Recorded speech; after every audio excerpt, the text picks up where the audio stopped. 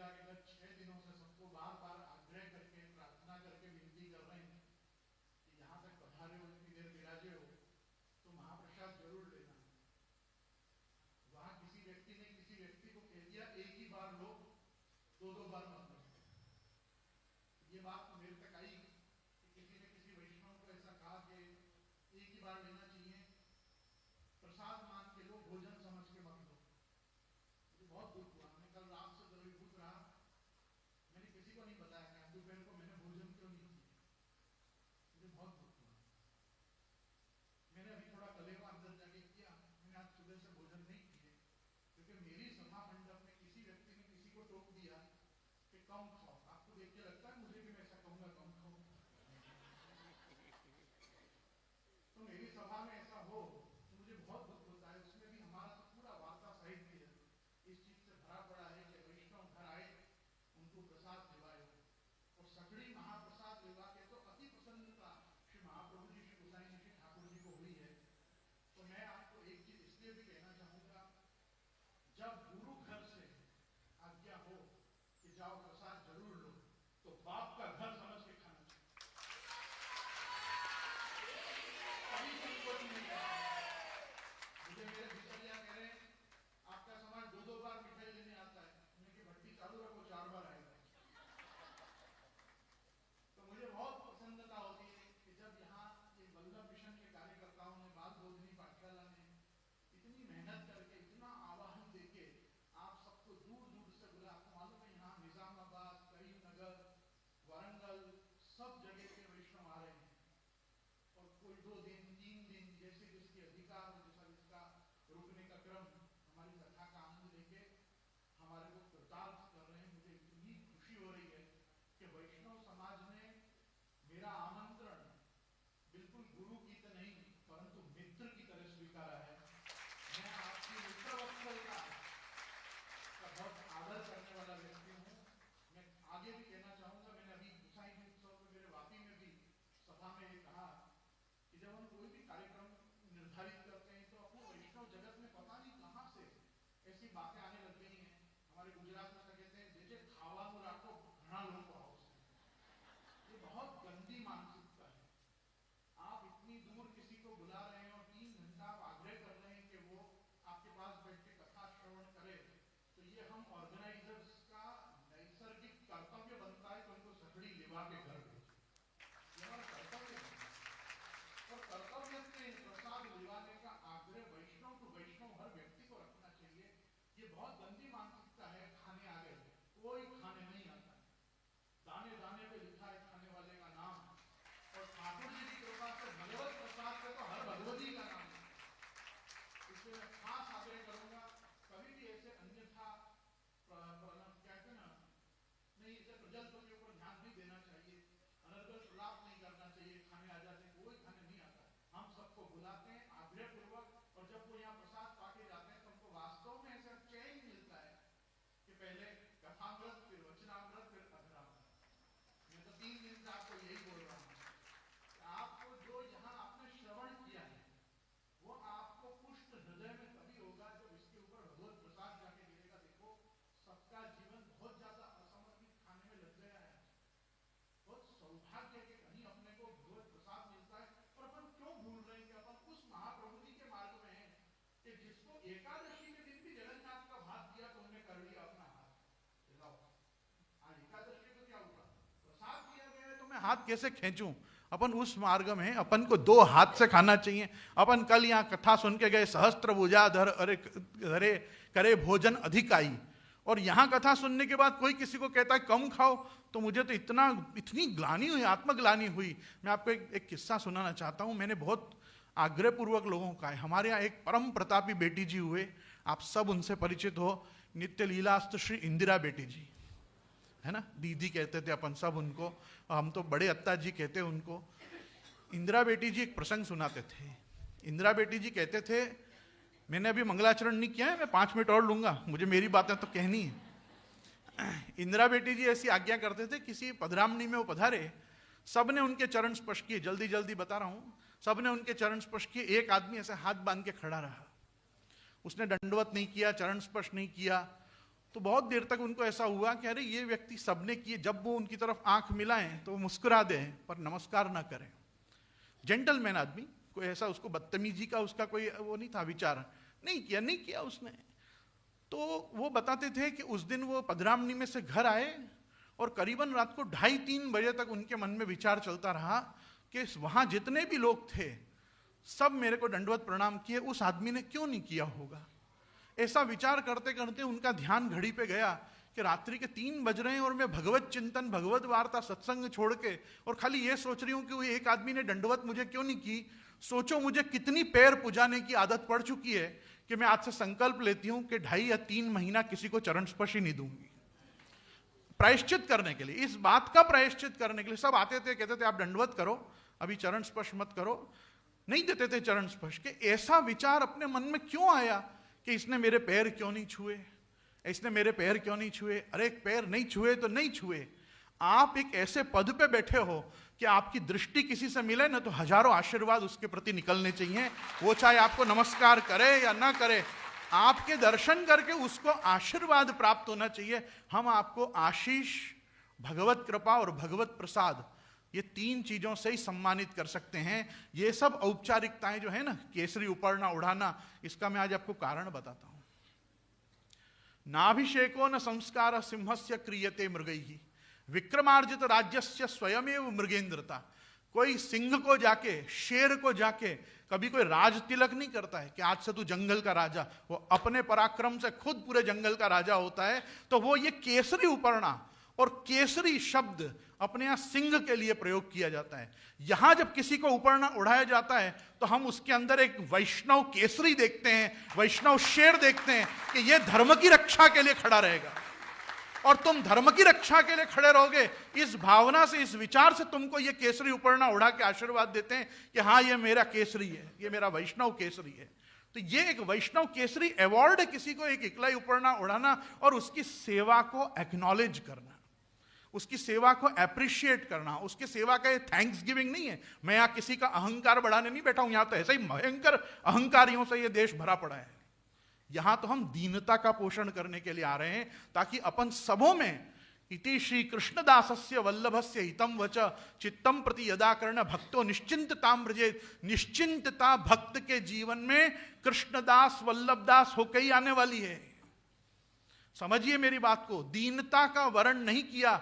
और अगर दैन्य भाव, दास भाव, महाप्रभु जी, गुसाई जी, श्री यमुना जी, श्री ठाकुर जी के लिए क्या कहा है अपने यहां हरिराई जी ने, श्री कृष्ण श्री मदाचार्य प्रभु श्री विठ्ठलेश्वर तथा लीलास्त सामग्री नैतत् साम्यम कथंचन।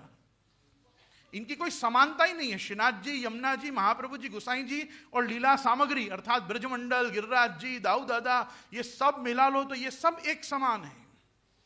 हरिराय महाप्रभु यमुनाष्टक की टीका में तीनों स्वरूप का एक स्वरूप बताते हुए क्या बताते हैं, भगवान विरहम दत्वा भाव वृद्धिम करोति। श्रीनाथ जी आप में भाव वृद्धि करते हैं विरह का दान करके, विप्रयोग देके।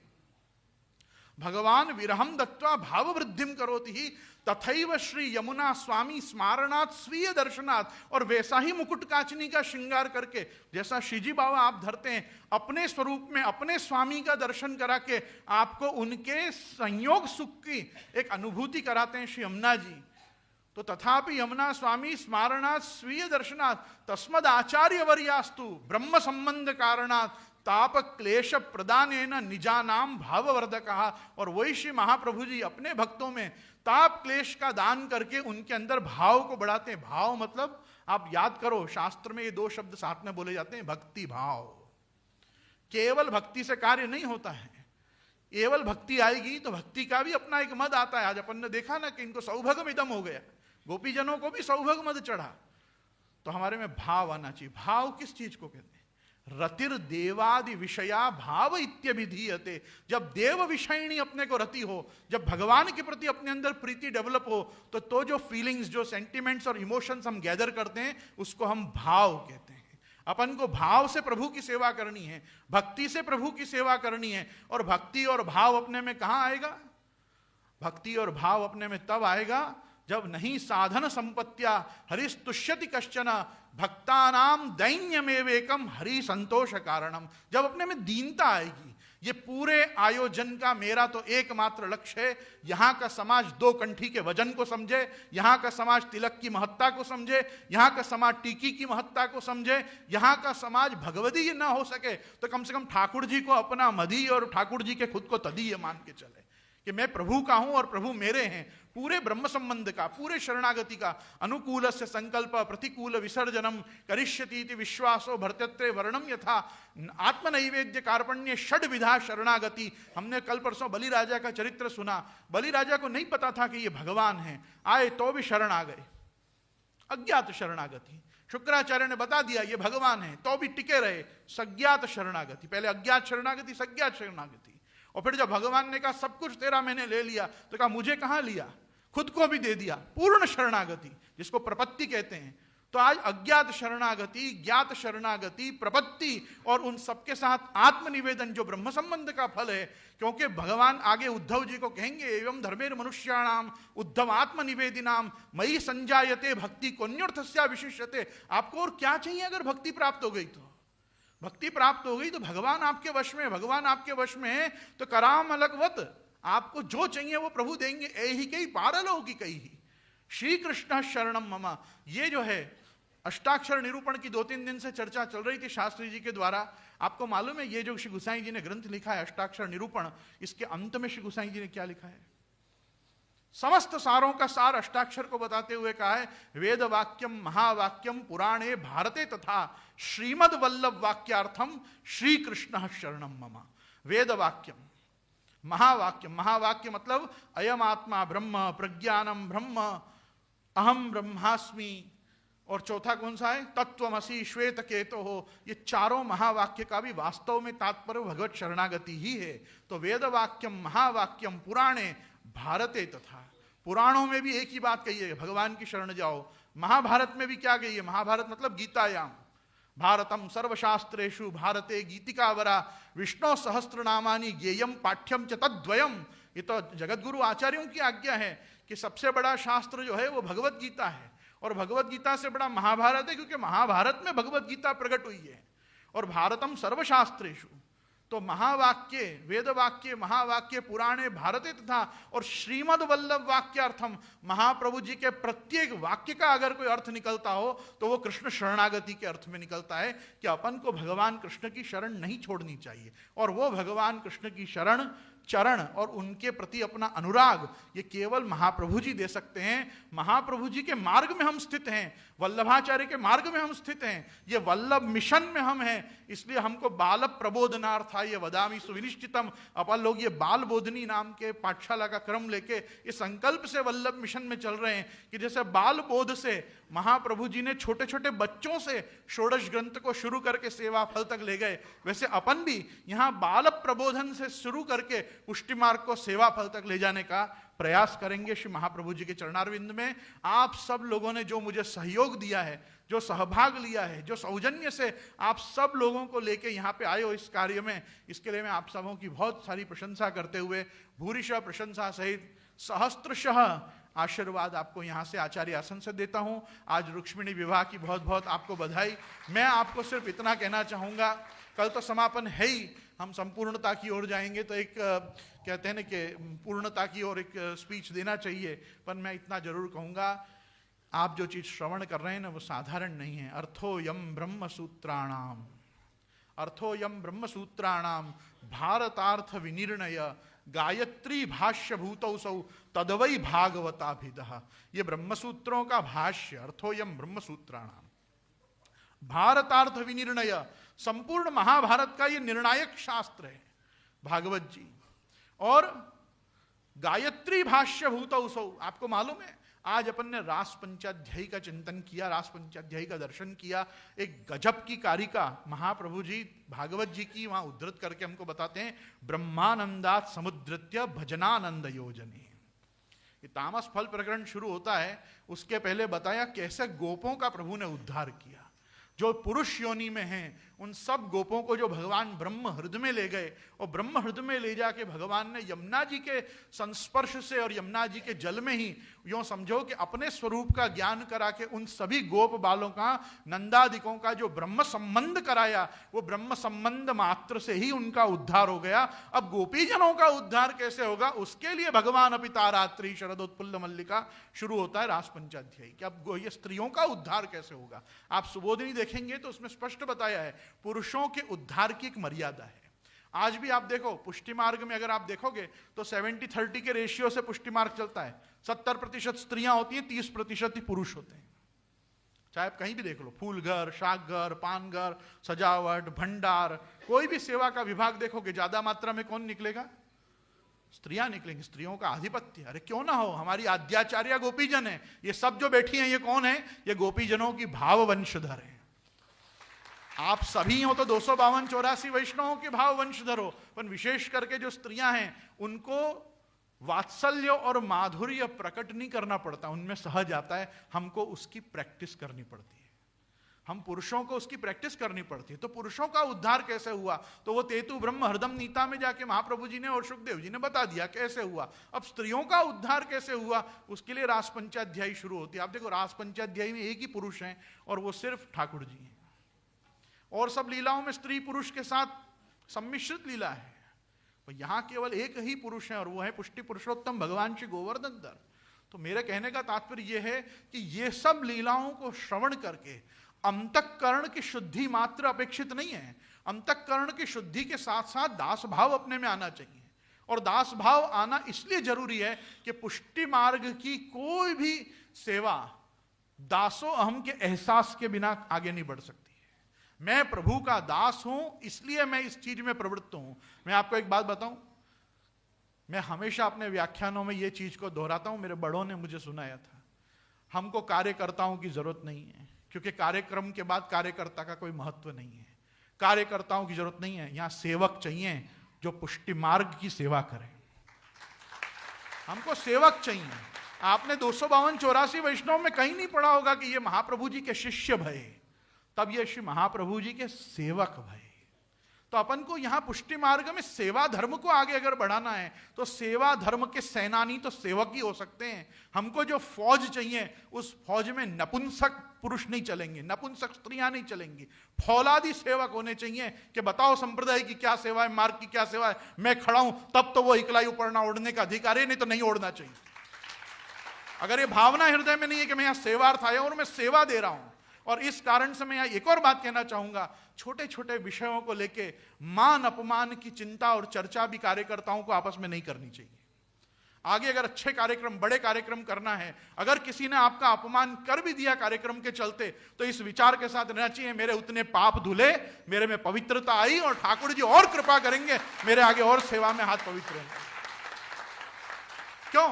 इतनी सी बात बोल देने पे अगर अपन अभी भी ऐसा लग रहा है कि ये मुझे कुछ कह गया, सुना गया, व्यंग कर गया, चुभा गया, मैं समझता हूं आपकी वैष्णवता अभी सिद्ध नहीं हुई है। यस्मान्नो द्विजते लोको लोकान्नो द्विजते चय हर्षामर्ष भयोद्वेगैर यो मुक्त सच में प्रिय। तुम किसी को उद्विलित नहीं करने चाहिए और तुमको कोई उद्विग्न चित्त नहीं करना चाहिए। अगर तुम किसी को टेंशन दे रहे हो और खुद के टेंशन में आ जा रहे हो तो अभी तुम्हारी वैष्णवता बहुत कच्ची है भैया। अभी तो तुमको बहुत प्रयास करना चाहिए, 4 माला अष्टाक्षर की और किया करो, ताकि आपको इस चीज का बोध हो कि मान अपमान से परे होकर यहां पे आना है। यहां किसी का सम्मान नहीं हो रहा है, ये सम्मान शब्द ही गलत है। सेवा को हम स्वीकार रहे हैं कि हाँ आपने जो सेवा करी वो हमने जानी कि आपने इस चीज में सेवा करी। ये सेवा धर्म के प्रमोशन का कार्यक्रम है, सेवक बनाने का ये संप्रदाय है, सेवा करने का और सेवा देने का ये संप्रदाय है। यहां मान अपमान कहां बीच में आ गया और कहां से आ रहा है, किन के लिए आ रहा है, कौन ला रहे हैं? चेक करो 2 कंठी हैं कि नहीं गला में, और अगर कंठी गला में है तो वो शिष्टता से रहो कि नहीं हमको कोई कुछ भी कह जाए, हम तो श्री श्रीमद आचार्य चरण के लिए आए, हम श्रीनाथ जी के लिए आए, हम श्री यमुना जी के लिए आए, हम गुरु आज्ञा परिपालन के यहाँ पे आए। मैं आपको यहाँ खोटा प्रवचन नहीं दे रहा हूं बैठ के, मैं आपसे ही एक्सपेक्ट करता हूं कि ये 7 दिन बाद आपको जो श्रद्धांजलि श्री भागवत जी को समर्पणी है, आपको जो श्रद्धांजलि महाप्रभु जी को, शास्त्री जी को और मुझे समर्पणी है, वो ये समर्पणी है कि अब हम पुष्टि मार्ग से बहिर्मुख कभी नहीं होंगे। हम पुष्टि मार्ग की सेवा में तत्पर रहेंगे, ये संकल्प। मैं वल्लभ मिशन में क्यों किसी का वो नहीं भराता हूं फॉर्म कि ज्वाइन करो वल्लभ मिशन। अरे जिसके गले में कंठी है वो वल्लभ मिशन में ही है। हमारे यहां कोई फॉर्म नहीं भरे जाते कि तुम कैसे जुड़ोगे वल्लभ मिशन से। आपके गले में कंठी और ब्रह्म संबंध है तो अपन सब वल्लभ मिशन में। और वल्लभ मिशन क्या है? वल्लभ मिशन का एक ही सेंटेंस है, कृष्ण सेवा सदा कार्या, कृष्ण सेवा सदा कार्या, कृष्ण सेवा सदा कार्या। बोलो गोवर्धन नाथ की जय, द्वारिकाधीश।